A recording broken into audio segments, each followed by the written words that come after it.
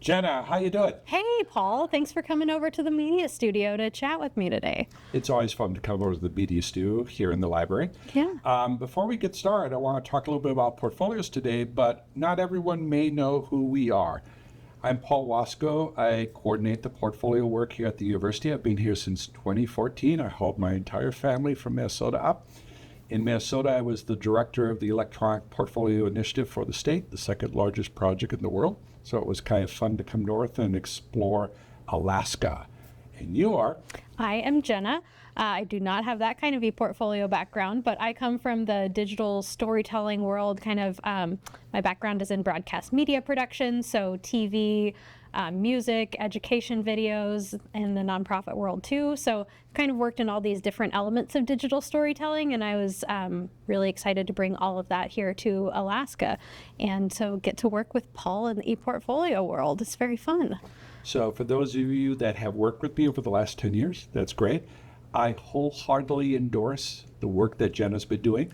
So if you think I say, hey, why don't you go talk to Jenna? It's not because of I am who I am. I'm not the B team? You're not the B team. You are the A team.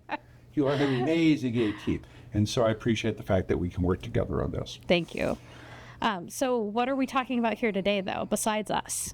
So a couple years back, Jeff and Kelly came up to UAA. They are the co-founders of Digication. We started talking about that there is a new version of Digication called Digication Kora Classes. We've currently been using the classic classes. Okay. On the portfolio development side, that's Kora. But we've never upgraded the class side. So of things. I'm hearing upgrades and things like new technologies. We've had a lot of those lately, and it feels kind of overwhelming. All right, take a breath.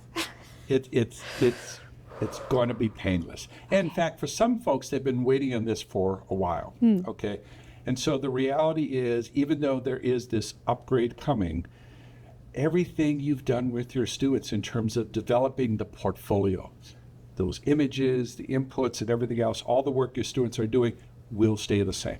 Okay, well, that's a relief. Right. But if all of that is staying the same, what's actually changing? There's a couple things. Okay. So on the login page, after you log in, there's going to be a dashboard. And in fact, here's the dashboard. All right, it will come in post-production, guys. It'll allow you as the faculty member to post assignments and other notifications to help remind your students when things are due. Okay. So it's kind of an in-your-face when you first log in, oh, I got to do that. That's a good thing. The other thing is after the student submits their portfolio, remember I said earlier that submission process is the same, all right? But after they submit the portfolio, there'll be an enhanced set of tools for you as a faculty member.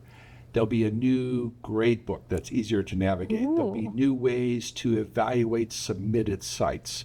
There'll also be ways a lot of faculty I really appreciate will use things like conversations to leave not necessarily a grade, but feedback on what the student has done on his or her portfolios. Yeah. So there's some cool stuff that's going to come out. And the target really for this upgrade is more on the faculty side as opposed to the authoring side of the work. And I say authoring because obviously faculty also do portfolios as part of promotion tenure side. Sure. So that all sounds really exciting, though. And but all the other stuff is saying the same, that we can still do what we've done? You're right. The template you're using this fall, can use it in the spring.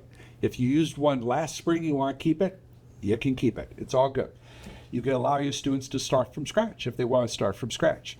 If they have assignments where they need to go through the submission process, same submission process, okay?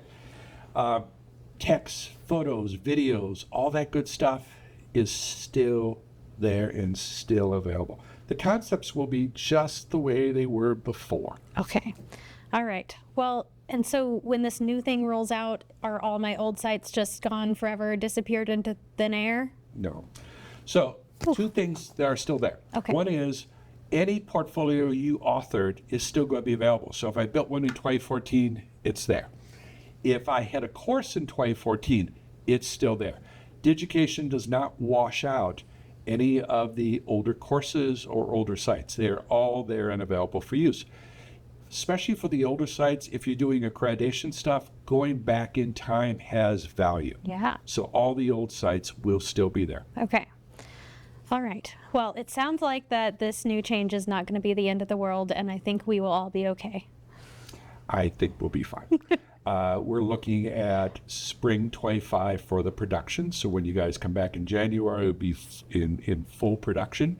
We're also talking about the possibility of moving up and making some of it available sooner than later to allow people to play with some of the efforts. Yeah. And you and I have access to it now. Yeah. I mean, And- as administrators, we can come in and actually demo and work with you on the new stuff. I've actually given that to some faculty who are already working with me on some of the new enhanced tools. Great. Yeah. And Paul and I are happy to come talk to you, get a coffee, call, email, book an appointment, whatever you need to do to talk to us. We are here. We like to come to your classes in person or to meetings that might be helpful for us to be there.